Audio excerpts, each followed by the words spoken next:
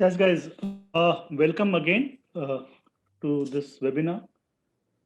To this webinar is related to interviews, how to crack PSU. I hope you all participants have done well in the GATE 2021, and this year the paper for especially chemical engineering, it was moderate, and I hope our students and other students are scoring very well. Now, the next step that is very, very important, what we have found, the number of experienced persons are already there, those already with us, those were appeared in the interview, they got selected, they were fortunate. But we have seen in the journey of 25 years of the TGC, some of the people have a very, very good score in the GATE exam, but they're not able to do well, they're not able to participate well in the interviews. They are not prepared well, or they are lacking in the confidence, or they are not having any idea, or they have not appeared in the mock interview, or some problem is there.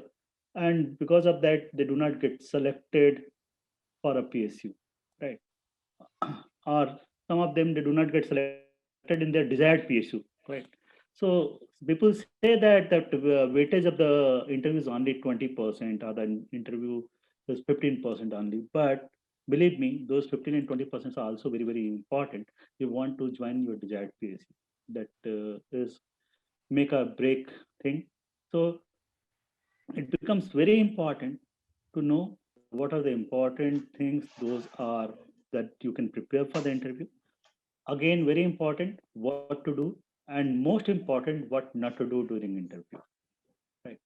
So for this practice, we organize every year mock interviews at our head office, that is the Gate Coast Delhi, and we do organize GD and GT sessions. Right? And during these GD and GT session, we make a group of the students and they practice uh, in the presence of the experts, and then there is comment, there is marking, there is what we have done well, what you have not done well. We do all these mock practices here. That we are going to start immediately 3, 4, 5 days after the GATE result, and date we have fixed because every year the GATE result is, say they declare a particular date and they declare the result at least one day ago, right?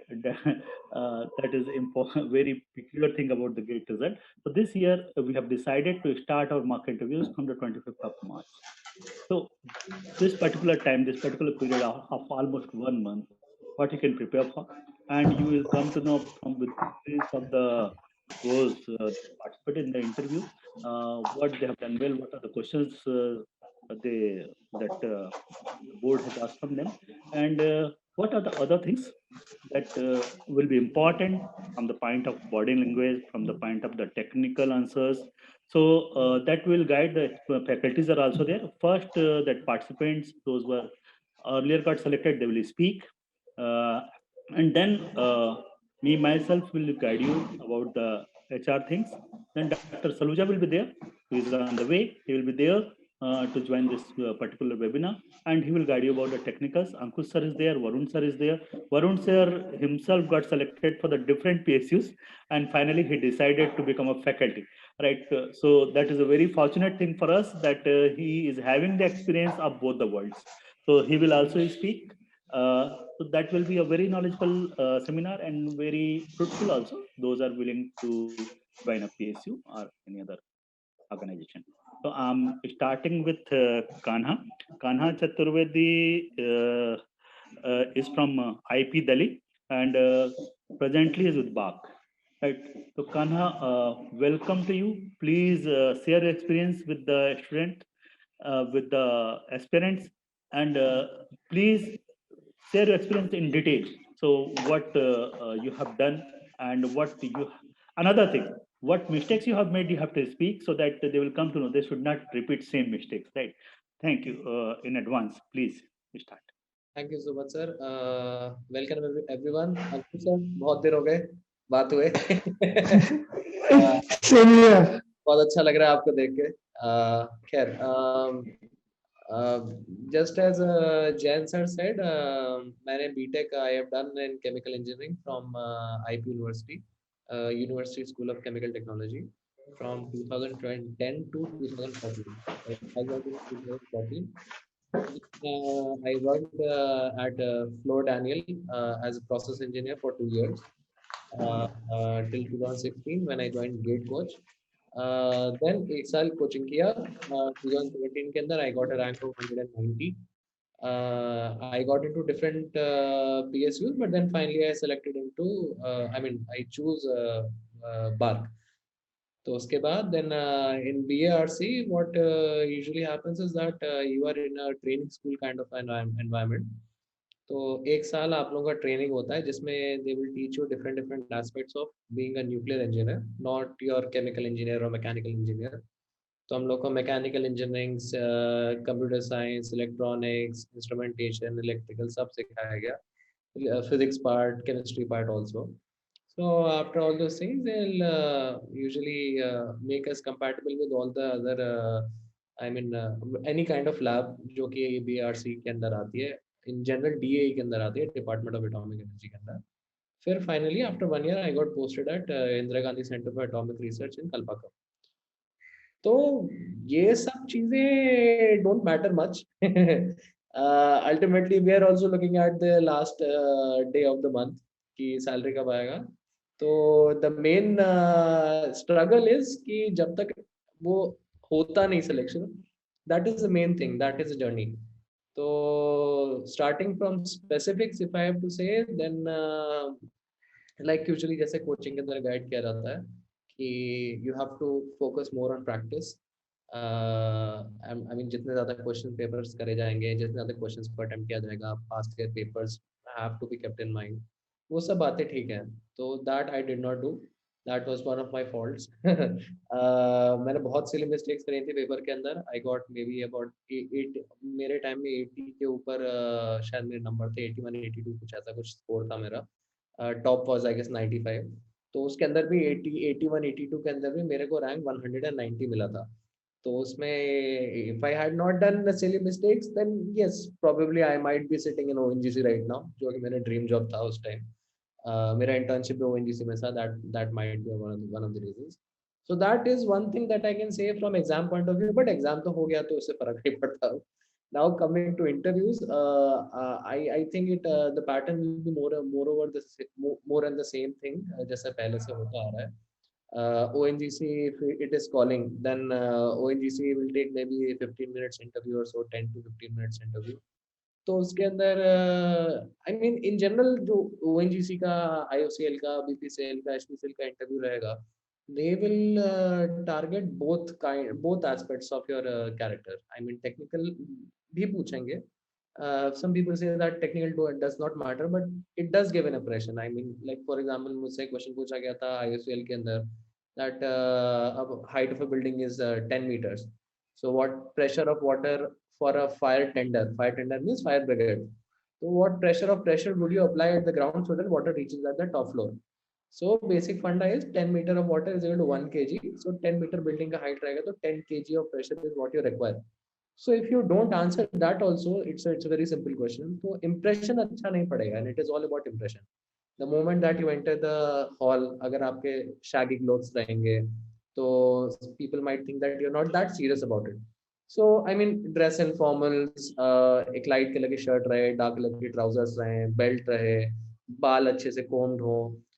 Usually management वगैरह institutes के अंदर अगर interview रहता है तो उसमें they would prefer that you put on a coat also.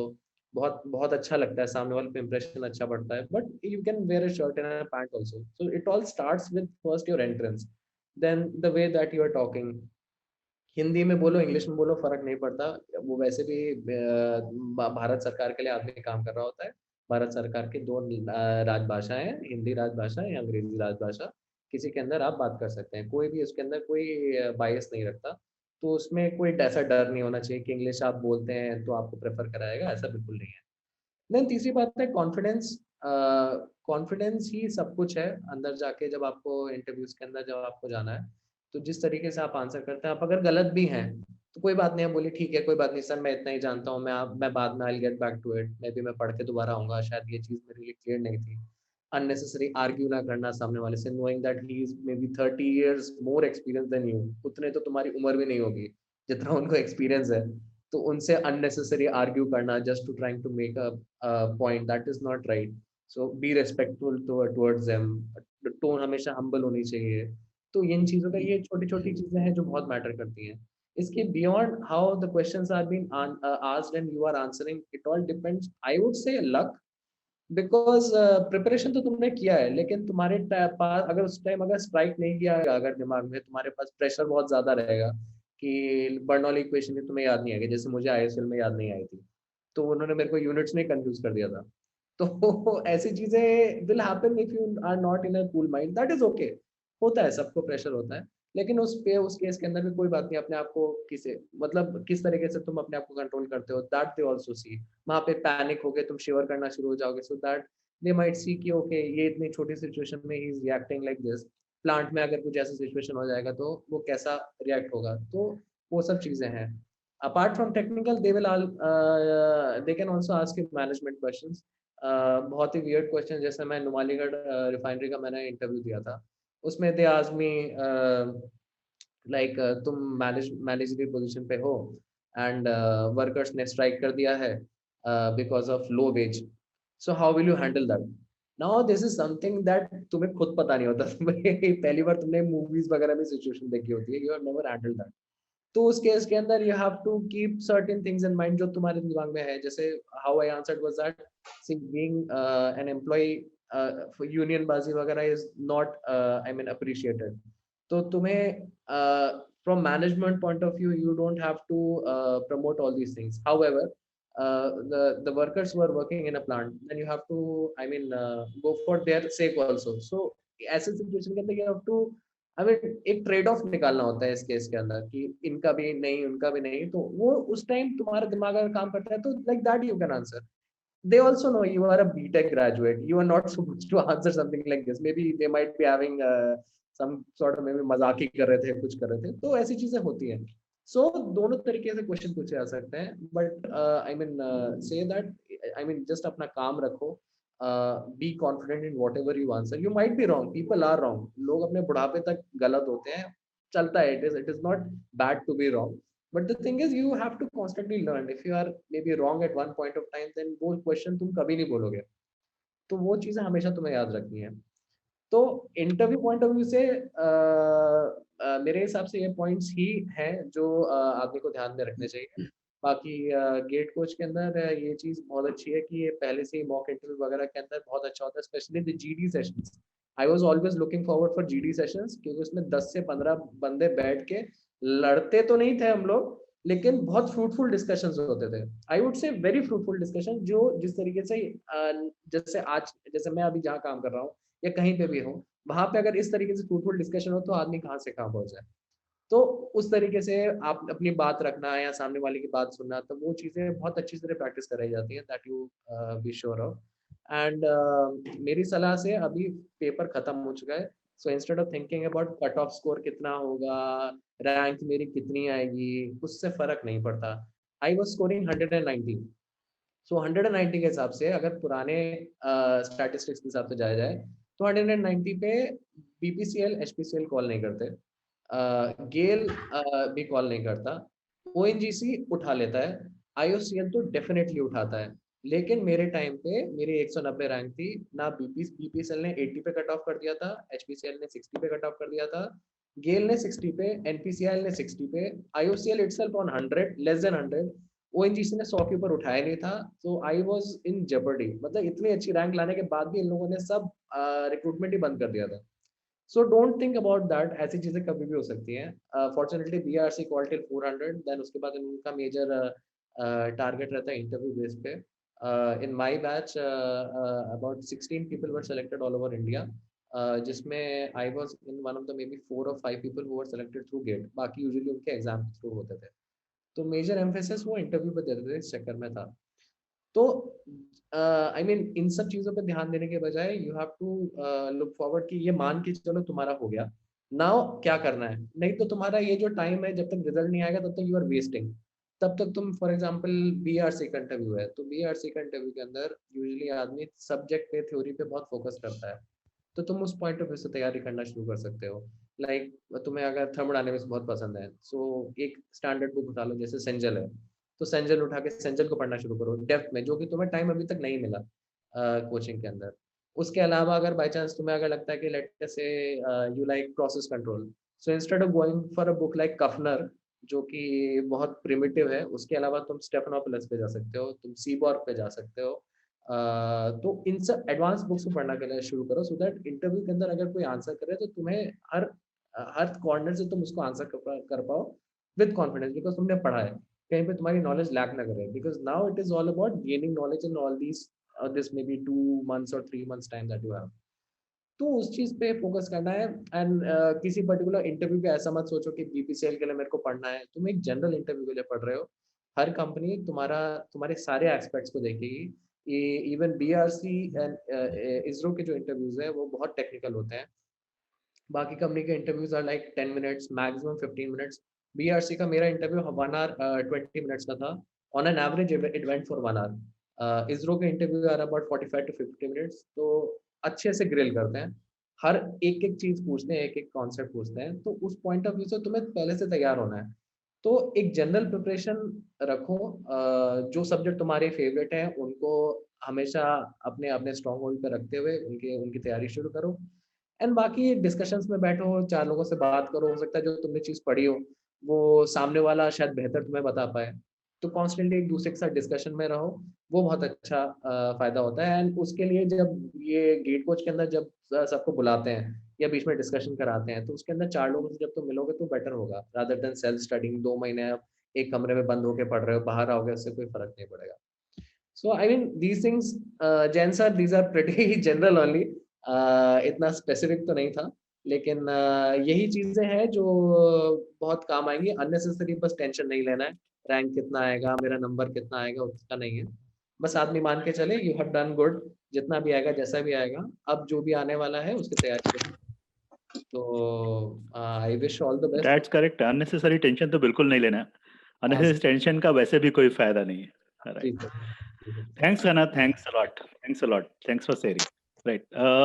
I've got a request from Chaitanya. Chaitanya, please unmute yourself as you have to move somewhere. Please share your experience and then we'll move to Ashish. Right. Chaitanya, are you there?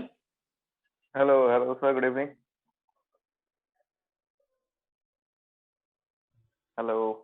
Good evening, Chaitanya. How are you? Sir, good evening. Good evening, Ankush sir. Yeah. Chaitanya is from BTTID Good evening, and Ankush. he has got 39th rank present in ONGC, and he will share his experience with you. Please, Chaitanya, please continue.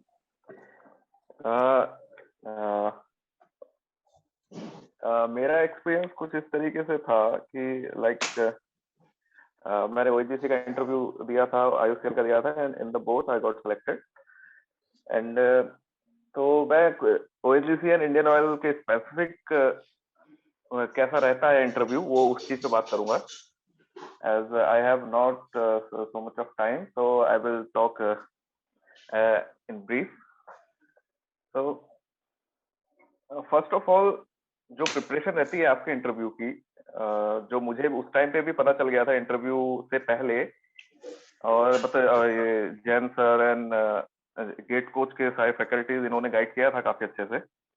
तो it was like they will start from the interviewer, start from your training, because we have done only BTech at that time, so they will start from your training program, okay, where you have done your summer training, and वहाँ पे क्या क्या आपने देखा। जैसे मेरे से सबसे पहला क्वेश्चन पूछा गया था फ्रॉम द ट्रेनिंग इज की लाइक मेरा डिपार्टमेंट था recovery department, the paper plant. so they asked what type of equipment and what are the equipment you have seen in that particular plant, and tell me in the process flow diagram, in the it should be in the process will be correct, in the line you have to tell the equipment, okay। तो मैंने उनको सारे equipment बताए। तो ये मेरा ये चीज बताने का मतलब ये है कि हमें अपनी जो ट्रेनिंग की है, सबसे पहले आपका ट्रेनिंग पार्ट आपका परफेक्ट होना चाहिए कि वहां पे आपने क्या किया है और कौन कौन से इक्विपमेंट थे। अगर कोई एक स्पेशल इक्विपमेंट है तो you should know it's principle of working principle. Okay, तो ये तो है हमारे ट्रेनिंग पार्ट से। और भी काफी चीजें आपसे पूछ सकते हैं, जैसे मेरे से एक इक्विपमेंट को भी डिस्कस करने को बोला था, और तो ये सब चीजें हैं जो आपके ट्रेनिंग पार्ट से पूछ सकते हैं। After that they will move to your major project. This is particularly about ONGC, जहाँ पे मैंने ओएनजीसी में मेरे से ये सब पूछा गया था इस लाइन से। तो after that they talk about major project. तो मेजर प्रोजेक्ट में आपका क्या क्या है, जो जो पूछ सकते हैं वो पूछ सकते हैं। After that technical, your subjective, ठीक है। तो आपके कौन कौन से फेवरेट सब्जेक्ट है, मे बी दे आस्क और may be not. Okay, but you have to prepare 3 to 4 subjects and the important subject, okay, like mass transfer, heat transfer, or maybe chemical reaction engineering and okay, ये सब आप 3-4 subject तो बहुत अच्छे से करके जाइए, जिसमें से आपको कोई सा भी क्वेश्चन पूछे जा सकते हैं। लाइक हाँ, फ्लूइड मैकेनिक्स जो इम्पोर्टेंट है फॉर ओएनजीसी पर्पस। ओके, तो फ्लूइड मैकेनिक्स से मेरे से पूछा गया था surface tension and the height जो हम कैलकुलेट करते हैं कैपिलरी ट्यूब में, ठीक है, वो फॉर्मूला मेरे को डिराइव करने को भी बोला गया था। तो ये था टेक्निकल का part.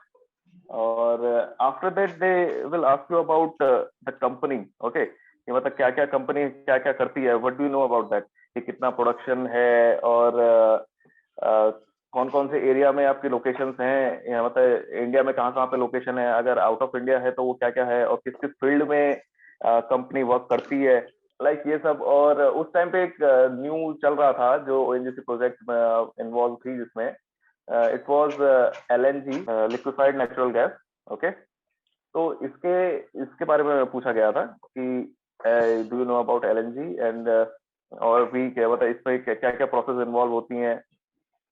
And one of the important thing was asked was cryogenics. Okay, after that they asked about cryogenics. तो कंपनी का पार्ट ये खत्म होता है, after that they will go to the HR section. Okay, तो HR में normally they ask why do you want to join the company, okay, and why would we hire you. Okay, these are the question you have to prepare. तो these are the very basic question, मतलब बहुत general question है ये दो, कि जो आपको कहीं भी पूछे जा सकते हैं और हर कोई आपको सजेस्ट करेगा। तो आपको ये प्रिपेयर भी कर लेना बहुत अच्छा है, क्योंकि मैं भी ये सोचे गया था कि यार ये तो बहुत बेसिक क्वेश्चन है, शायद नहीं पूछेंगे, बट उन्होंने वैसे पूछे वहां पे ये क्वेश्चन। तो that was my experience in ONGC interview, and I have scored 14 marks out of 15 in ONGC interview, so that was pretty good. And in IOCL there is little different. और अगर एक चीज है जो मैं शेयर करना चाहता हूँ, लाइक अगर आपकी रैंक है और आपको लगता है कि श्योर इंटरव्यू में सिलेक्शन हो जाएगा, इट्स नॉट लाइक कि श्योर 100% हो ही जाएगा, ऐसा नहीं होता है। क्योंकि पर्टिकुलरली इन ओएनजीसी हमने काफी केसेस देखे हैं। In 2019 one of my friend, all India rank 29, वो इंटरव्यू से बाहर हो चुका था because of some reason, I don't know. तो ये चीजें तो बहुत ध्यान रखनी है इंटरव्यू, इसलिए इंटरव्यू की प्रिपरेशन आपको बहुत अच्छे से करनी पड़ेगी। आईओसीएल में थोड़ा डिफरेंट इस वजह से होता है कि like they group task and group discussion, these two thing are involve there other than the personal interview. और personal interview same. Okay, in IOCL they will ask you about some one general question you have to answer.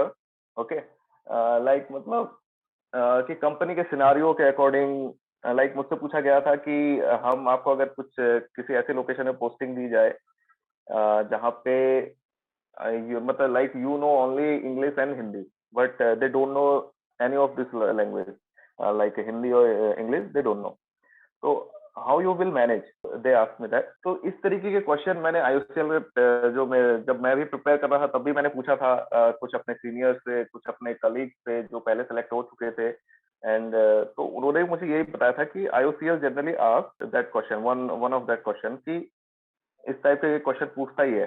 तो इसलिए वहां पे free mind होके जाएं आप, और without any tension and without कोई भी स्ट्रेस लिए हुए, जो जिससे आप फ्रैंकली आंसर कर सकें उस चीज को। आप वहां पे फेक करने की कोशिश करेंगे या ज्यादा स्मार्ट बनने की कोशिश करेंगे, आई थिंक वो चीज मेरे ख्याल से वर्क नहीं करेगी। जितना आप रियली जो आप फील करते हैं उस क्वेश्चन को लेके, so simply you can answer. That will not a big deal. In technical, IOCL focus on also the in for chemical engineering students. They will focus on one subject called the petroleum engineering. We have studied in our BTech course. They are refining process. All these was there. वो इस subject से भी काफी कुछ पूछते हैं, like ये जो सारी चीजें हमने पढ़ी, octane number, cetane number and diesel engine and BS6 BS4, मतलब उस टाइम में BS4 था तो वो कैसे, what is BS6, all this thing, ये जनरल थिंग वो काफी बात करते हैं इस सब चीजों पे। और ये सब की प्रैक्टिस देखिए कैसे होगी, गेट कोच काफी अच्छी प्रैक्टिस कराता है। मैंने भी कुछ अलग से नहीं देखा था, जो हम लोग साथ में ग्रुप डिस्कशन करते थे during the practice time in GATE coach, तो वही सब चीजों से ये सब लर्न करने को मिला और आंसर कर पाया मैं उन सबसे, इन्हीं की वजह से। Third thing about the BARC, as my colleague already mentioned the main aspects of the BARC. I just want to add one thing कि आपकी रैंक आ चुकी है एंड अच्छी रैंक है और आप particularly you want to join the BARC, then पढ़ना मत छोड़िए। देखिए after getting the rank, this is one of the important thing मैं जो मानता हूँ BARC में सिलेक्शन के लिए, क्योंकि मैंने भी 2 महीने बिल्कुल नहीं पढ़ा, उसके बाद इंटरव्यू के ऊपर ऊपर से तैयारी की, तो वो BARC में वर्क नहीं करेगी। जो मेरा एक्सपीरियंस है वो पर्टिकुलरली BARC, अगर आप कोई पर्टिकुलरली BARC में ही जाना चाहता है after getting the good rank और वट, ठीक है, तो इस चीज को जरूर फॉलो करें और बहुत बेसिक से ये सब और क्या क्या करना है ये already Kanha have told about. Okay, that's all. James, is it okay? Right, Chaitanya, it's okay, it's fine, it's great. Yeah. Thanks for sharing. अच्छा हुआ कि 2-3 एक साथ कवर कर दिए। Thanks a lot. I know you are busy some other things. Please Yeah. carry on. कर लीजिए अपना काम. Thank you. Now I'm having Ashish Dahiya, and he's again from Dcrust, and he is with IOCL, and he is in continuous touch with the gate. So from Ashish, please share your experience, guide the students how they should prepare. Ashish, are you hearing me? Ji. Thank you, Jan sir. Is my voice audible? Yes, Ashish. Yes, you are audible, Ashish. Yes. Thank you. Actually, hello everyone. My name is Ashish Dahiya, as Jan sir told us, and I'm Assistant Manager Production, Mathura Refinery, Indian Oil. I did my BTech from Dcrust Murtha, and I did my coaching from the Gate Coach. All the faculties were very cooperative and helping, especially Jan sir, Ankush sir, Roma ma'am, all were very helping. Now, I have many experience and tips points for you for interview. अगर आप लोगों के पास pen paper हो तो better रहेगा कि आप note down कर लें, क्योंकि मैं भी अपने सीनियर से बहुत पूछता था कि कैसे इंटरव्यू प्रिपरेशन करनी है, कैसे नहीं करनी है, तो better to write down the points. सबसे पहले मैं बोलना चाहूँगा कि PSU's interviews are screening interviews, उसका वेटेज कम होता है, लेकिन अगर आप फेल हो गए देन यू आर आउट, आपका गेट स्कोर भी काम नहीं आएगा। मैंने बहुत सारे अपने फ्रेंड्स को देखा है जिनका अच्छा रैंक था, like 150 rank, 60 rank, they were very confident कि भाई हमारा तो हो ही जाएगा PSU में। तो वो इंडियन ऑयल का इंटरव्यू दिया, ONGC का इंटरव्यू दिया, वो दोनों में बाहर हो गए। फाइनली फिर वो सीरियस हुए, अच्छे से प्रिपरेशन किया इंटरव्यू का, देन वो जाके HPCL में सिलेक्शन हुआ उनका बाद में। तो better to prepare well for interview. तो मैं PSUs के इंटरव्यू को 2 पार्ट में डिवाइड करना चाहूँगा। First one is normal general PSUs like IOCL, HPCL, BPCL, GAIL, BAIL, SAIL, everything. And the second part is Department of Atomic Energy and ISRO, जो मैं बाद में कवर करना चाहूँगा। तो जनरल PSUs के बारे में बात करते हैं। सबसे पहले मेरा पॉइंट रहेगा, first point, speak in the language in which you are comfortable. जरूरी नहीं है आपको इंग्लिश में ही बात करनी है, अगर आप कंफर्टेबल नहीं हो तो आप हिंदी में स्टार्ट कीजिए, कोई इशू नहीं है। They are very, the interviews will be very cooperative, and they will also speak to you in which language you are comfortable. The second point is always give positive replies. Like मतलब जब भी interview होता है आपका, तो वहाँ पे approximately expect कीजिएगा कम से कम 5-6 लोग बैठे होंगे, इंटरव्यूअर्स जो बैठे होंगे। कुछ एचआर की साइड से होंगे, कुछ टेक्निकल की हेल्प से होंगे, कुछ साइकोमेट्रिक भी होंगे, जो आपकी बॉडी पार्ट्स और मूव्स को ऑब्जर्व करेंगे कि how do you react according to the question. तो जो भी हो आपका बॉडी लैंग्वेज पॉजिटिव होना चाहिए, जो आप रिप्लाई दोगे वो पॉजिटिव होना चाहिए और जो आप पहन के जाओगे कपड़े वो फॉर्मल होने चाहिए एंड ताकि आप लोग को लगे कि आप सीरियस हो इंटरव्यू को लेके। तो मेरे से एक क्वेश्चन पूछा गया था इंटरव्यू में, जो मुझे अच्छा रिप्लाई देना चाहिए था लेकिन मैं नहीं दे पाया, मैं शेयर कर देता हूँ। Actually I am from Sonipat, Haryana. The HR person asked me कि आपकी सिटी किस चीज़ के लिए फेमस है? तो मैंने कुछ नेगेटिव रिप्लाई दे दिया उसमें, negative reply in the sense कि जो नेगेटिव चीज़ के लिए फेमस थी मैंने वो बता दिया। तो उन्होंने मुझे बोला कि और भी तो पॉजिटिव चीज़ें हैं वो बताओ। तो फिर मैंने पॉजिटिव चीज़ें भी बताई। तो बाद में मुझे रियलाइज़ हुआ कि मुझे नेगेटिव चीज़ बोलनी ही नहीं चाहिए थी। दो वो फेमस है नेगेटिव चीज़ हमारी सिटी के लिए, बट लेकिन always give positive replies and positive things in the interview. Okay. Next thing is prepare and give a good introduction. लोग सोचते हैं कि इंट्रोडक्शन बोलेंगे तो मैं कुछ भी ऑन द स्पॉट जाके बोल दूँगा तो हो जाएगा, नहीं। आपको पॉइंट वाइज़ अपने आप को इंट्रोड्यूस करना है, जितना अच्छा आप अपने आप को इंट्रोड्यूस कर पाओगे, उतना बेटर रहेगा। क्योंकि ऑन द स्पॉट आपको चीज़ें याद नहीं आती है कि आप मतलब क्या-क्या बोलना होता है आपको अपने बारे में। तो मैं इसमें कुछ पॉइंट्स बताना चाहूँगा इंट्रोडक्शन के रिगार्डिंग। माय पॉइंट सबसे पहले आप इंट्रोडक्शन बताइए अपने अवार्ड्स, जो भी आपने कॉलेज में, स्कूल में अवार्ड जीते हैं। बिकॉज़ आपकी सक्सेस ही आपके बारे में ज़्यादा बता पाएगी एज़ कम्पेयर टू अ, जो भी आप अपने बारे में बोलोगे। तो आप दिखाओ कि हमें क्या-क्या मिला है। और सेकंड पॉइंट इज़ उसके बाद आप बोल सकते हो पोजीशन ऑफ रिस्पांसिबिलिटीज़ कि आप कॉलेज में किसी फाइन आर्ट्स क्लब का चीफ पोस्ट पे रहे हो या कोऑर्डिनेटर की पोस्ट पे रहे हो, आपने कैसे मैनेज किया है, आप वो भी बताओ क्योंकि आपको उनको मैनेजरियल स्किल्स भी आपको देख उनकी आप लोगों की देखनी होती है। फिर अपने स्किल्स के बारे में बताओ, I am a good team leader, I am a good team worker, I have good you know convincing skills etcetera etcetera. But सबका आपको एग्जांपल पता होना चाहिए। तो वो पूछ लेंगे कि आप कैसे मतलब आप गुड टीम लीडर कैसे हो? कोई एक्सपीरियंस बताइए अपना पास्ट लाइफ का। तो कॉलेज लाइफ में कुछ भी आपने अच्छा किया हो एज़ अ लीडरशिप, तो वो आप बता सकते हो वहाँ पे। तो जितना अच्छा आप इंट्रोडक्शन दोगे, वो एक अच्छी इमेज छोड़ता है उनकी माइंड में आपकी। और my next point is gap year. अगर आपने बीटेक के बाद गैप ईयर लिया है या गैप ईयर्स लिए हैं, तो वो ज़रूर पूछेंगे आपने इन ईयर्स में क्या किया? तो गैप ईयर का रीज़न आपको काफ़ी अच्छा सोच के जाना है और पॉज़िटिव भी बताना है। कुछ नेगेटिव नहीं बताना कि मैं घर में खाली बैठ गया था, दुकान पे बैठ गया था, मेरा पढ़ने का मन नहीं कर रहा था, पर मैंने सोचा कि प्रिपरेशन कर लेता हूँ, फिर अच्छा रैंक आ गया तो मैं तो आ जाता हूँ। ऐसे नहीं। तो कहीं पे आप जॉब कर रहे हो तो उसके बारे में बताओ, आपने प्रिपरेशन कर रहे हो उसके बारे में बताओ, लेकिन अच्छा रीज़न दो, उनको नेगेटिव रीज़न नहीं देना है गैप ईयर के बारे में। ये 90% है, अगर आपके पास गैप ईयर है तो गैप ईयर के बारे में पूछेंगे पूछेंगे। अ, नेक्स्ट थिंग इज़ आपको आर्ग्यू नहीं करना है इंटरव्यूअर्स के साथ में। मतलब कई बार देखा है कुछ कैंडिडेट्स बहुत ज़्यादा कॉन्फिडेंट होते हैं कि भई नहीं मैं सही हूँ, ये गलत है। तो वो काफ़ी एक्सपीरियंस्ड और मतलब एज्ड आदमी होते हैं जो इंटरव्यूअर्स होते हैं, तो उनसे कभी बहस नहीं करना, वो नेगेटिव इम्पैक्ट जाएगा आपका।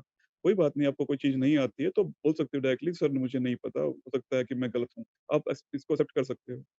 लेकिन आप बहस करोगे उनके साथ तो वो बहुत नेगेटिव हो जाएगा। My next point is happy to relocate. PSUs क्या है, मल्टी लोकेशन होती हैं जनरली। मतलब इंडियन ऑयल की भी 11 रिफाइनरीज़ हैं, तो 11 लोकेशंस पे हैं। मतलब डिफरेंट डिफरेंट लोकेशंस, असम में 3 लोकेशन हैं हमारी, अ, बिहार में 1 है, गुजरात में 1 है, मथुरा में है, पानीपत में है, मतलब हल्दिया में है, वेस्ट बंगाल में। तो आपके पास इतनी सारी लोकेशंस हैं, अगर आप ये बोल दोगे कि मैं मतलब घर के पास रहना चाहता हूँ, तो वो बहुत नेगेटिव हो जाएगा और हो भी सकता है आपको वो ले भी ना, सिर्फ just because of this point. तो कभी ये मत बोलिएगा कि मुझे नहीं, मुझे आपकी कंपनी की रिफाइनरी घर के पास में है, हो सके तो वहाँ डाल देना। ये अगर आपने बोल दिया तो सोच लेना कि आपका सिलेक्शन कैंसल हो सकता है उसी पॉइंट पे, क्योंकि वो ट्रांसफर आपकी जॉब ट्रांसफरेबल रहती है। मैक्सिमम अगर रिफाइनरीज़ में हो आप इंडियन ऑयल में, तो हर 10 साल में आपका ट्रांसफर होगा फॉर श्योर। ये उनका रूल रहता है। अब आप बोलोगे कि मुझे घर के पास ही रहना है, तो वो सोचेंगे कि ये रिफाइनरी में टिकेगा ही नहीं, क्योंकि इसको घर के पास रहना है। अगर हमने कहीं और पोस्टिंग दे दी इसको, तो वो रिफाइनरी छोड़ जाएगा। तो वो ये भी चेक करते हैं कि आप रिफाइनरी में आपको सिलेक्शन ले लिया, मतलब आपको इंडियन ऑयल में या फिर एचपीसी और पीएसयू में सिलेक्शन हो गया, तो आप पीएसयू में टिकोगे या नहीं टिकोगे। तो ये मेन क्वेश्चन होता है कि you are happy to relocate. इसमें आप बोल सकते हो कि सर मैं स्टार्टिंग से हॉस्टल में रहा हूँ, घर का इतना मुझे मोह नहीं है, और आप जहाँ रिलोकेट करोगे मैं जाना पसंद करूंगा, मुझे घूमना पसंद है। एक जगह रहूंगा तो मतलब मोनोटोनिसिटी आ जाती है बॉडी में, मतलब लाइफ में, तो चेंज होती रहेगी, तो अलग-अलग एक्सपीरियंस मुझे मिलेंगे, अलग-अलग चीज़ें चीज़ें सीखने को मिलेंगी, लैंग्वेज सीखने को मिलेंगी। तो ये तो मेरे लिए अच्छा है, मैं तो चाहता ही हूँ मुझे रिलोकेट करते रहें। तो इस तरह से आपको आंसर देना है। और उसके बाद ये तो जनरल पॉइंट्स हो गए। फिर मैं बात करता हूँ टेक्निकल पॉइंट्स के बारे में। तो टेक्निकल जो होता है, अब डिपेंड करता है कि जनरली पीएसयूज़ में टेक्निकल पूछते हैं, लेकिन इतना ज़्यादा नहीं पूछते जितना कि बार्क में और एनपीसीआईएल और इसरो वगैरह में पूछते हैं। तो उसके लिए आप एक कोई भी सब्जेक्ट जो होता है, आपका फेवरेट सब्जेक्ट जिसको आप मानते हो, तो वो आप प्रिपेयर कर सकते हो। जनरली पूछ लेते हैं कि आपका फेवरेट सब्जेक्ट कौन-सा था? हीट ट्रांसफर, फ्लूइड मैकेनिक्स, कुछ भी हो, आप वो प्रिपेयर करो अच्छे से। एक तो वो उसके बारे में सब कुछ पता होना चाहिए, फिर अब अगर आपने फेवरेट सब्जेक्ट बोल दिया तो वो एक्सपेक्ट करते हैं कि तुम्हें सब कुछ पता होगा उसके बारे में। उसके बाद कुछ कॉमन टॉपिक्स होते हैं जो डिफरेंट डिफरेंट सब्जेक्ट्स के होते हैं, लेकिन इंपॉर्टेंट होते हैं, कोई भी इंटरव्यूअर आपसे पूछ सकता है। फॉर एग्जांपल केमिकल इंजीनियरिंग के बारे में बताता हूँ मैं आपको। पंप्स हैं, तो पंप, सेंट्रीफ्यूगल, रेसिप्रोकेटिंग, इनके बारे में जितने क्वेश्चंस आप ढूंढ सको इंटरनेट पे, गूगल पे, अपने सीनियर से, टीचर से, तो वो क्वेश्चन सर्च करो पहले, क्वेश्चंस एक नोटबुक में लिखो, फिर उनके आंसर्स आप डिस्कस करो बाकी दोस्तों के साथ। दूसरा टॉपिक है heat exchangers. Same heat exchanger के बारे में जितना ज़्यादा पढ़ सको पढ़ लो।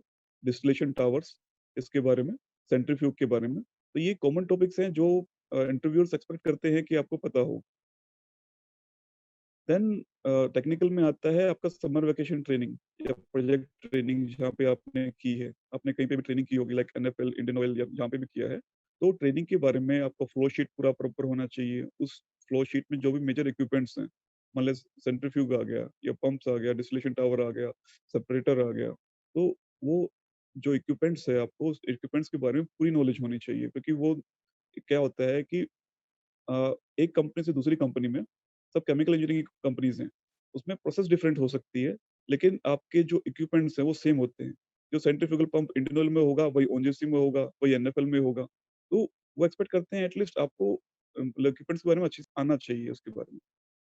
उसके बाद टेक्निकल इंटरव्यूज़ में मतलब अगर आपको कोई क्वेश्चन नहीं आता है, तो आप मतलब बोल सकते हो कि सर मुझे नहीं आता है। मतलब एक रैंडम गेस मत मारना, सर ये हो सकता है, और फिर बहस भी नहीं करना उसके बारे में। तो ये मेरे पॉइंट्स थे टेक्निकल इंटरव्यू के बारे में। उसके बाद मेरा पॉइंट है, जब पीएसयूज़ है लाइक आईओसीएल, वो जीडी भी कराती हैं, ग्रुप डिस्कशन, और जीटी भी कराती हैं। तो एक्चुअली उस टाइम पे मैं प्रिपेयर कर रहा था, तो मेरे कुछ फ्रेंड्स थे एमबीए के, जो मतलब आईएम्स वगैरह की प्रिपरेशन कर रहे थे। तो उनसे मैंने सजेशन लिए थे, तो वो सजेशन मेरे इंटरव्यू में काम भी आए थे। मैं चाहता हूँ आप लोगों के काम भी आएँ, तो हो सके तो लिख लीजिएगा। सबसे पहले जो भी ग्रुप डिस्कशन होता है, तो जो भी ग्रुप डिस्कशन आपका ऑर्गेनाइज़ करेगा, वो आपको 2 या 1 मिनट देगा। ये टॉपिक है और आपको 1 मिनट दी जाती है सोचने के लिए। आपके पास पेन पेपर भी होगा, नहीं हो तो लेके जाना साथ में पेन पेपर, जनरली दे देते हैं वो लोग पेन पेपर। तो अगर उन्होंने आपको 2 मिनट दी, तो आप सिर्फ 1 मिनट लीजिए सोचने के लिए उस टॉपिक के बारे में, और 3-4 कोई भी पॉइंट आए पेपर पे लिख लीजिए। जो नेक्स्ट जो 2 मिनट में से 1 मिनट जो बचेगी, उसमें अपने आप को प्रिपेयर करो कि आपको बोलना है। सबसे पहले आपको बोलना है।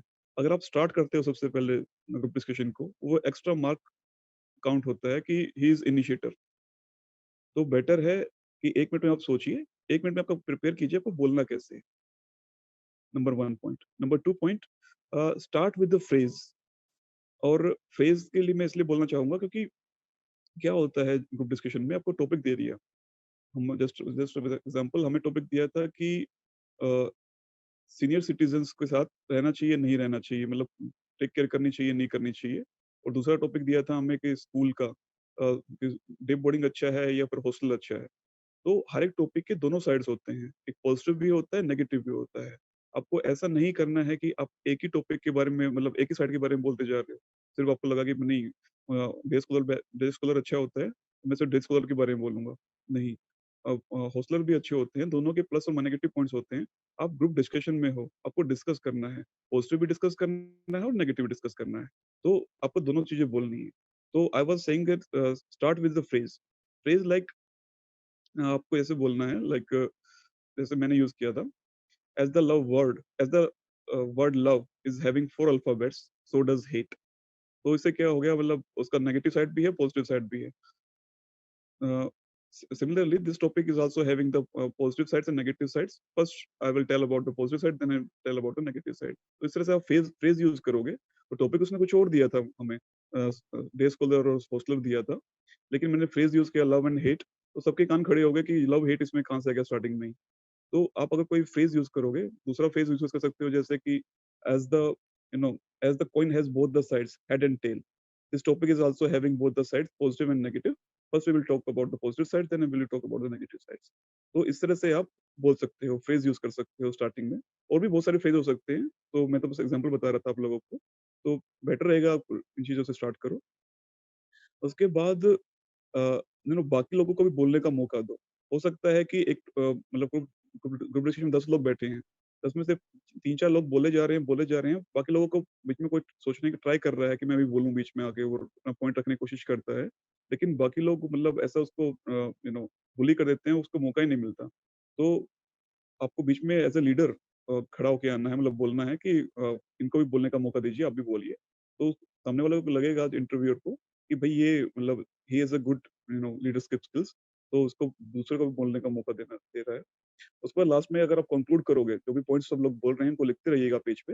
लास्ट में आप कंक्लूड करोगे, उसके भी एक्स्ट्रा पॉइंट्स होते हैं, तो बेटर है आप कंक्लूड भी करो. राइट. तो ये तो जनरल पॉइंट्स मैंने बताए पीएसयूज के लिए, जनरल पीएसयूज के लिए. अब बात करते हैं दूसरे जो पीएसयूज हैं हमारे, ISRO and department of atomic energy. मैंने बीआरसी का इंटरव्यू भी दिया है, मैंने इसरो का, सॉरी, मैंने एनपीसीएल का इंटरव्यू दिया है, दोनों इंटरव्यू दिए हैं. NPCIL and BARC interviews both are similar, copy of each other. मतलब ऐसे ही 5-6 इंटरव्यू बैठे होंगे. They will talk about only technicals. आपसे पूछा जाएगा 5 सब्जेक्ट प्रिपेयर, जो भी आपने अच्छे बताए प्रिपेयर किए उनके नाम बता दो. तो 5 सब्जेक्ट जिस नाम से आप जिस लिस्ट से आप बताओगे, सीरियल वाइज आप बताओगे, तो वो सीरियल वाइज ही आपसे क्वेश्चन पूछेंगे. तो बेटर है कि बार्क और एनपीसीएल के इंटरव्यू के लिए आप सारे सब्जेक्ट अच्छे से प्रिपेयर करो. जो भी आपने कोचिंग में पढ़ा है, क्लास में पढ़ा है, नोट्स अच्छे से प्रिपेयर करके वही रिवाइज करते रहो. एक तो दूसरा एनपीटेल, एमएचआरडी का जो भी इनिशिएटिव है, जिसपे वीडियो लेक्चर्स हैं आईआईटी के प्रोफेसर्स के, उनको भी आप स्टडी करो. क्योंकि उनके आप एक बुक स्टडी करने लगोगे, उसमें हो सकता है कुछ पॉइंट्स ना मिले, लेकिन जो वो आईआईटी का जो प्रोफेसर पढ़ा रहा है, वो मतलब उसमें बहुत सारे पॉइंट्स कवर हो जाएंगे, आपको कुछ बचेगा नहीं आपके लिए. और वो जिस तरह समझा रहा होता है इंटरव्यू, मतलब आपको क्लास में, तो सेम आपको इंटरव्यू में बोल सकते हो कि ये पॉइंट्स है इस तरह से.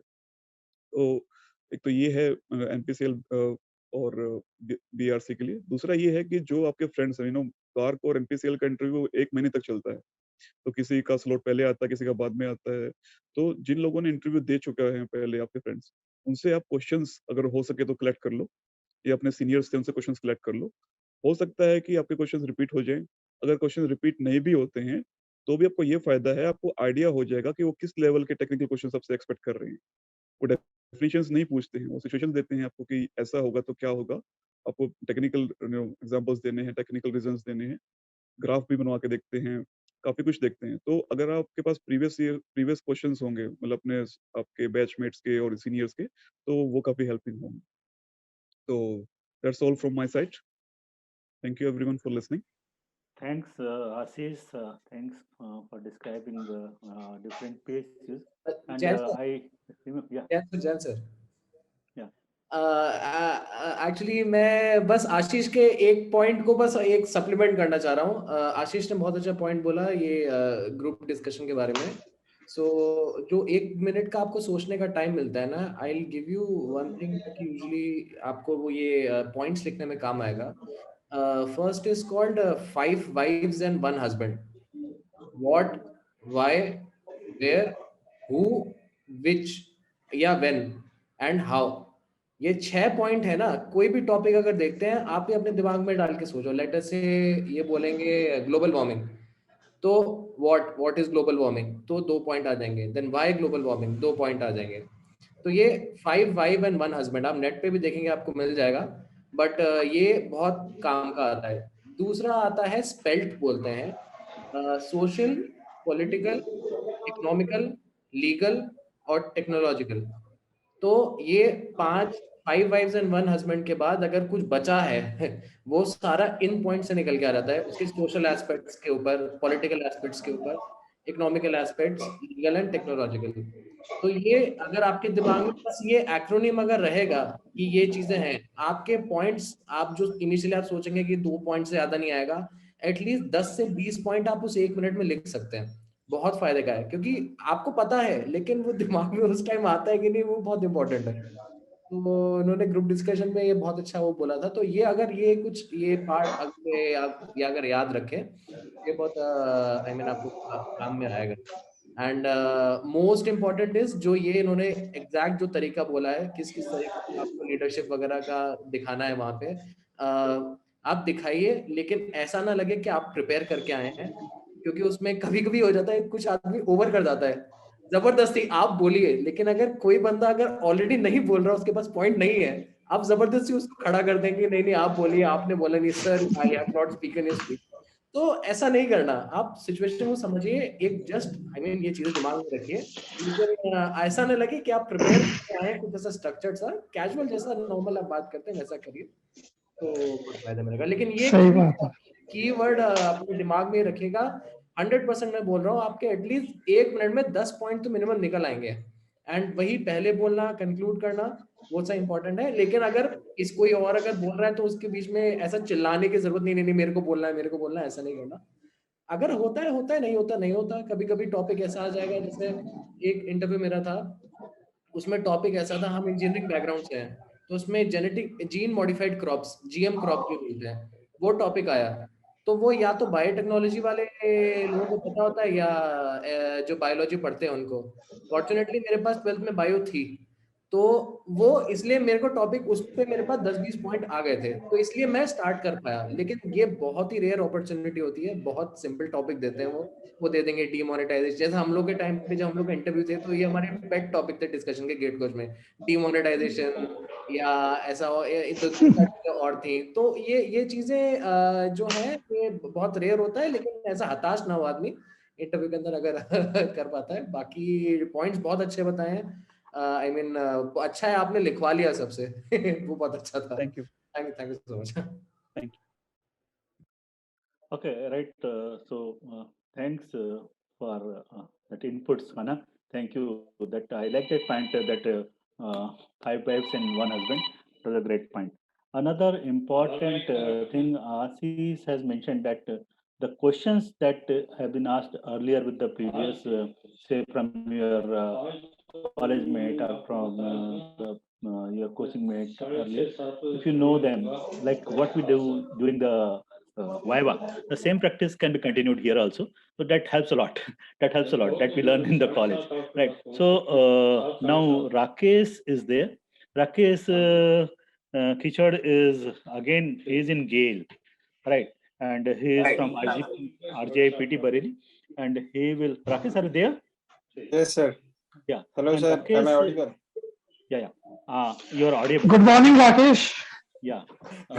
Good evening, sir. Good evening. Rakesh was very worried that I will get selected, I will not get selected, and such a panic in his mind. So he will describe all those things, what was going on before interview and how he prepared and how he answered during the real interview. Rakesh, please, Yes, sir. welcome. Yes, yes. So, hello everyone. So, जैसा कि Jain sir ने बताया कि हाँ panic था, means gate के बाद I got rank 121 in GATE 2019. So interview call मेरे को सब जगह से आ गया था, but I was not expecting to get selected in any of the PSU. Looking at the number of vacancies, but जब भी मैं actually the best thing was कि मैं दिल्ली में था after GATE also. मीन्स जिया सराय में था, सो हमेशा गेट कोच पहुंच जाता था। अंकुर सर जब भी मिलते हैं कि क्या हो गया, परेशान क्यों है? मैं कहा सर रैंक आई नहीं है, सिलेक्शन कहीं होना नहीं है। बोले क्यों? मैंने कहा सर वैकेंसीज नहीं है। बोले तेरे को कितनी वैकेंसी चाहिए? उनका हमेशा एक ही आंसर होता था, तेरे को कितनी वैकेंसी चाहिए? तू तो एक सीट लेगा, सही तो इसमें तो इतनी सारी वैकेंसीज है। तो वही मेरे को मोटिवेट करके रखा लास्ट तक। एंड जो गेट कोच का 6 सिग्मा कोर्स था इंटरव्यू प्रिपरेशन के लिए, वो एक्चुअली काफी हेल्पफुल रहा। एंड कॉलेज में भी मैंने काफ़ी PSUs के इंटरव्यू फेस कर चुका था ऑलरेडी। सो क्वेश्चंस तो मेरे पास ढेर सारे थे कि प्रैक्टिस के लिए, प्रिपरेशन के लिए, मीन्स और कहीं से मेरे को एक्स्ट्रा कुछ पढ़ने का वो नहीं था। सो मीन्स सबसे पहले मेरा ONGC का इंटरव्यू हुआ था। मेरे को जो मेरे मैक्सिमम चांसेस लग रहे थे कहीं भी होने का, थोड़ा बहुत भी अगर वेटिंग में कहीं से भी आने का, तो वो था ONGC, क्योंकि उसमें मैक्सिमम नंबर ऑफ वैकेंसीज थी। सो उसका मैंने प्रिपरेशन किया and in ONGC I got 14 marks out of 15। In ONGC interview also interviewer himself said कि अरे तुम्हें तो सब पता है। सो माय आंसर वाज कि ONGC में आना है तो सब पता करना ही पड़ेगा। देन दे सेड कि okay, all the best for your other interviews. So ऐसा हुआ। मीन्स द वैसे तो बाकी फ्रेंड्स ने कवर कर ही लिया ऑलमोस्ट कि इंटरव्यू के लिए क्या इंपॉर्टेंट है क्या नहीं है। सो जैसे कि कुछ कुछ सब्जेक्ट्स है या कुछ कुछ टॉपिक्स कॉमन है टेक्निकल का, अगर देखा जाए कि कुछ कुछ टॉपिक्स बहुत कॉमन है। जैसे हीट एक्सचेंजर है, वो हर इंडस्ट्री में है। मेनली PSU जो भी है ये ऑयल एंड गैस सेक्टर है, तो इनमें हीट एक्सचेंजर हो गया, पंप्स हो गया, डिस्टिलेशन कॉलम हो गया। तो ये 3 सब्जेक्ट तो ये वैसे खुद ही कवर कर देंगे। FM है, मास ट्रांसफर है, हीट ट्रांसफर है। ये 3 सब्जेक्ट तो आपके टिप्स पे रहने चाहिए अगर आप PSUs में एक्सपेक्ट करते हो कि आपका सिलेक्शन हो। सो एंड मेरा भी यही था कि हर PSU आपसे फेवरेट सब्जेक्ट पूछती है। मैं जाता बोलता था heat transfer and mass transfer, and ये काफी क्लीशे टाइप का भी हो गया था क्योंकि हर कोई आगे यही बोलता था heat transfer and mass transfer, and interviewer like smiling. मैंने कहा सर क्या हो गया? तो बोले कि why heat transfer and mass transfer only. तो मैंने कहा ठीक है sir, you can ask me refining also, क्योंकि my college curriculum was based on petroleum refining as I am from Rajiv Gandhi institute of petroleum technology. So मेरे को petroleum refining के 2-3 courses करा रखे थे। सो आई वाज सेड कि ठीक है सर, रिफाइनिंग भी चलेगा। बोले कि अच्छा चैलेंज कर रहे हो? मैंने कहा सर चैलेंज तो आपको नहीं कर सकते, बट हाँ मैं कंफर्टेबल फील करता हूँ। सो ऐसे करके मेरा इंटर्नशिप भी था जो कि डिस्टिलेशन में था। 2 इंटर्नशिप मैंने किए थे। After second year I did some internship at SR Oil Limited refinery Jamnagar in distillation unit, and after my third year I did the summer internship at IOCL R&D Faridabad. वो मेरा कैटलिस्ट में था इन FCC unit. तो मेरा mainly intern भी जो था PSU oriented ही था कि मतलब जो भी मतलब ऑयल एंड गैस सेक्टर से। सो मेरा जो गेल का इंटरव्यू हुआ था, गेल में मेरे को बिल्कुल एक्सपेक्टेशन नहीं थी, क्योंकि in the list of shortlisted candidates I was on the 56th number out of 60 candidates that were shortlisted for interview. So मेरा था कि ठीक है इंटरव्यू देने जाना है, बस अब इतना प्रिपरेशन किया है तो मतलब लास्ट में रिग्रेट नहीं रहना चाहिए कि हाँ मैंने ट्राई नहीं किया। सो लगा रहा मैं। फिर गेल का मेरा जब इंटरव्यू हुआ तो they ask me the similar thing कि हाँ introduce yourself. So as Ashish sir has also said कि हाँ जो भी तुम्हारा प्रिपेयर करके जाओ, इंट्रोडक्शन अच्छे से प्रिपेयर करके जाओ, क्योंकि you are the one who drives the interview once you are in the interview room. So मेरा भी यही था, बट ऐसा नहीं फील हो सामने वाले को कि हाँ आप पूरा रट के आए हो कि टेल मी अबाउट योरसेल्फ बोलते ही आप चालू हो जाओ एकदम पूरा क्योंकि होता यही है बेसिकली, सब रट के जाता है। मैं भी रट के गया था, बट ये है कि आपको वहाँ शो नहीं करना होता कि आप रट के आए हो। उनको ऐसा लगना, उनको ऐसे फील कराओ कि हाँ आप उनके सामने प्रिपेयर करके मतलब ऐसा बोल रहे हो, आपके माइंड में थॉट्स आ रहे हैं और आप उसे एक्सप्रेस किए जा रहे हो। सो मेरा ये था कि मेरा टेक्निकल पार्ट में स्ट्रांग था, तो मुझे अपना इंटर्नशिप पे ही इंट्रोडक्शन खत्म करना था। मैंने इंट्रोडक्शन के लास्ट में लाइन बोल दिया कि हाँ मैंने इस समय इंटर्नशिप यहाँ की है डिस्टिलेशन में, mother unit of any refinery. तो वहीं से फिर मेरा इंटरव्यू ड्राइव हो गया। उन्होंने कहा कि अच्छा डिस्टिलेशन क्या होता है, टाइप्स ऑफ डिस्टिलेशन क्या है, डिस्टिलेशन कॉलम कौन कौन से होते हैं, ट्रे कब यूज होती है, पैकिंग कब यूज होती है, मैकेब थिलर डायग्राम बनाओ। ऐसे करके मेरा पूरा जो भी 15 से 20 मिनट इंटरव्यू चला वो डिस्टिलेशन पे चला। एंड मुझे इंटरव्यू के बाद भी नहीं लगा था कि मेरा होगा, क्योंकि आफ्टर एवरी आंसर दे सेड कि श्योर। मैंने कहा कि हाँ इसमें तो सर मैं डेफिनेटली श्योर हूँ, कोई डाउट ही नहीं है कि पक्का। मैंने कहा कि कौन सी बुक से पढ़ा है? आई वाज लाइक कि हाँ आर ई ट्रेबल। सो जो भी लाइक फेवरेट सब्जेक्ट जो भी आपको बोलना है, आप गेट के मार्क्स के अकॉर्डिंग नहीं बोल सकते हो, क्योंकि जैसे कि पीडीसी होता है, गेट में काफी मोस्ट स्कोरिंग सब्जेक्ट रहता है, but in from interview perspective it is totally different, क्यों, और इंडस्ट्रीज में बहुत ज्यादा यूज होता है पीडीसी भी।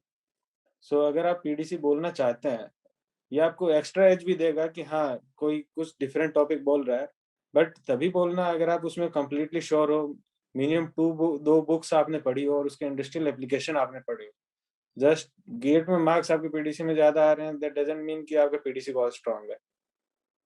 सो जो भी फेवरेट सब्जेक्ट बोलना है उसके लिए आपको बुक्स तो पढ़नी पढ़नी है, एंड मेनली इंडस्ट्रियल एप्लीकेशन उन चीज का क्या है वो आपको हमेशा माइंड में रखते हुए प्रिपेयर करना है।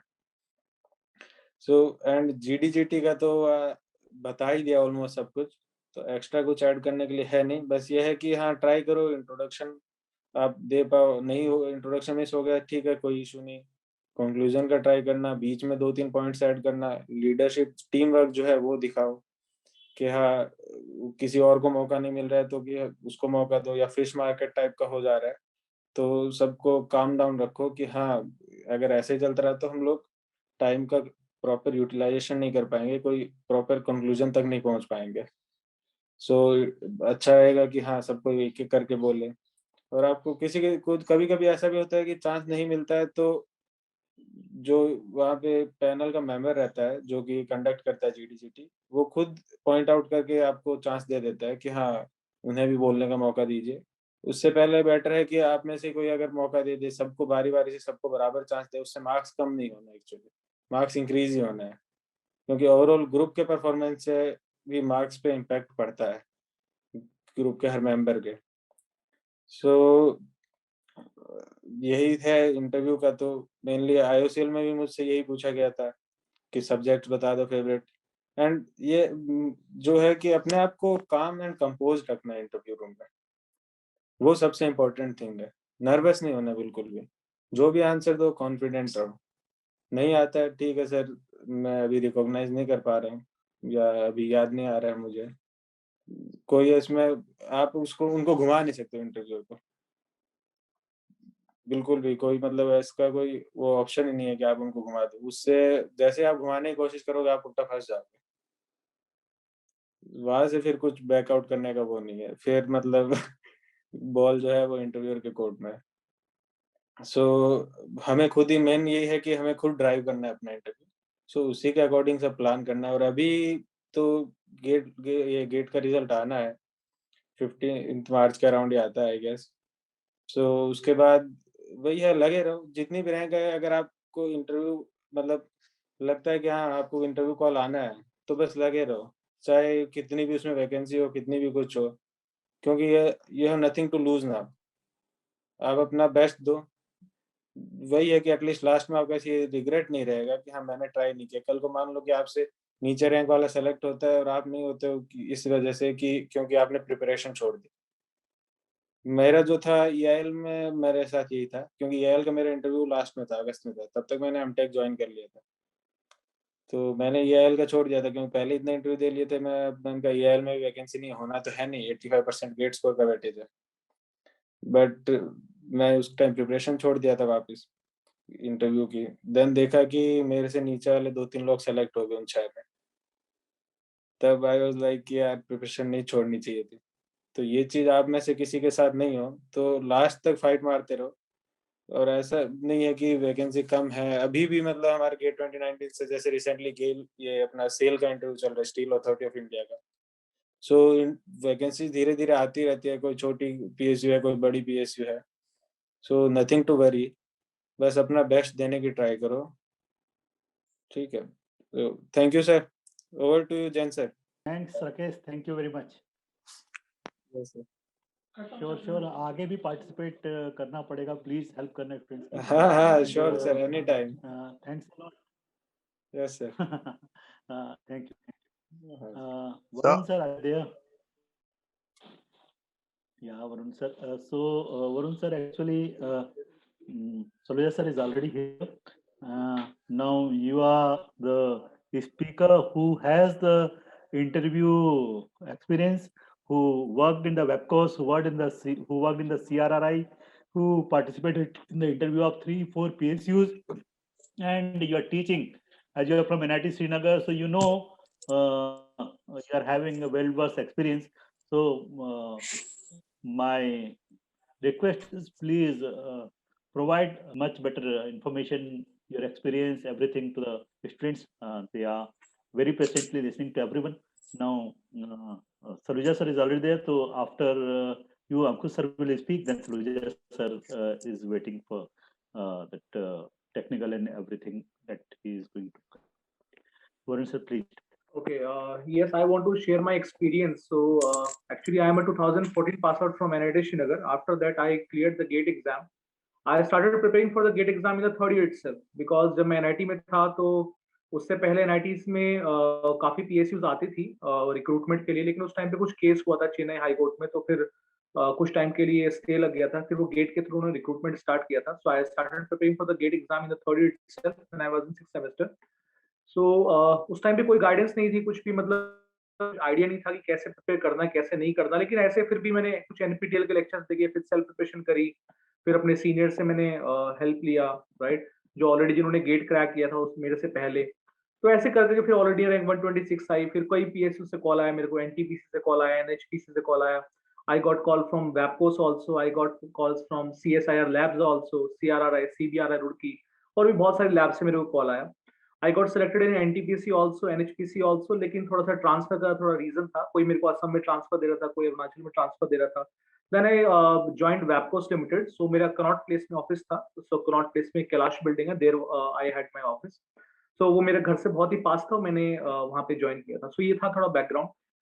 और अगर मैं बात करूँ अपने इंटरव्यू एक्सपीरियंस की, तो मेरे कभी भी इंटरव्यू, मतलब मैं सही बताऊं, मैंने कभी भी इंटरव्यू के लिए एज सच कोई प्रिपेयर नहीं किया. स्पेशली मैंने खुद से, जब भी मेरा कोई इंटरव्यू होने वाला होता था, तो फिर what I used to do is that जो भी करंट अफेयर्स में चल रहा है, for example when I was preparing for the interviews of PSU, उस टाइम पे मेरे टाइम पे जो है हॉकी एंड क्रिकेट की काफी ज्यादा डिबेट चल रही थी कि मतलब हॉकी को नेशनल स्पोर्ट्स क्यों बोला जा रहा है, क्रिकेट को क्यों नहीं बोला जा रहा है. इस टाइम से थोड़ी सी मतलब जो भी करंट अफेयर्स उस टाइम पे जो चल रहे थे, राइट. और उस टाइम पे इलेक्शंस भी हुए 2014 में, तो मोदी गवर्नमेंट आई थी. मोदी गवर्नमेंट अच्छी है कि खराब है, क्या एजेंडा होगा क्या नहीं होगा, तो ये थोड़े थोड़े टॉपिक्स मेरे दिमाग में फिट थे, तो मैं करंट अफेयर से थोड़ा सा रिलेटेड रहता था उसमें, राइट. और जितने भी PSU से, जितने भी गवर्नमेंट डिपार्टमेंट से मेरे को कॉल आया, for example if I talk about the CRRI, right, that is CSIR labs, council of scientific and industrial research, वो एकदम बार की तरह ही एकदम ऑलमोस्ट, मतलब बहुत ज्यादा टेक्निकल पूछते हैं आपसे. तो जैसे मैं गया इंटरव्यू देने के लिए, तो there were around 8 people they were sitting. एक उसमें IIT खड़गपुर के डायरेक्टर थे, एक IIT कानपुर के डायरेक्टर थे, एक CRRI के डायरेक्टर थे, वहाँ पे बहुत सारे लैब्स के डायरेक्टर थे. सो वहां पे तो पूरा प्योरली टेक्निकल क्वेश्चन कि आपका फेवरेट सब्जेक्ट कौन सा है. I said fluid mechanics.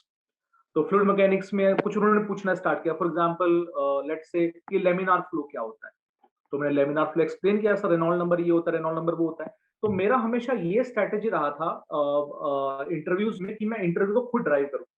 तो जब भी कोई मेरे से, फॉर एग्जांपल मेरे से किसी ने पूछा कि लेमिनार फ्लो क्या होता है, तो मैंने बताया कि सर फ्लो जो लेयर्स में होता है, और विस्कस फ्लो भी हम उसको बोल देते हैं. और मैं कुछ वर्ड्स के ऊपर हमेशा स्ट्रेस करता था, सर इसमें रेनॉल्ड नंबर की वैल्यू लेस देन 2000 होगी पाइप फ्लो के लिए. अब उनका अगला क्वेश्चन फिर रेनॉल्ड नंबर से आता है कि रेनॉल्ड नंबर क्या होता है, sir inertial force upon viscous force, clear.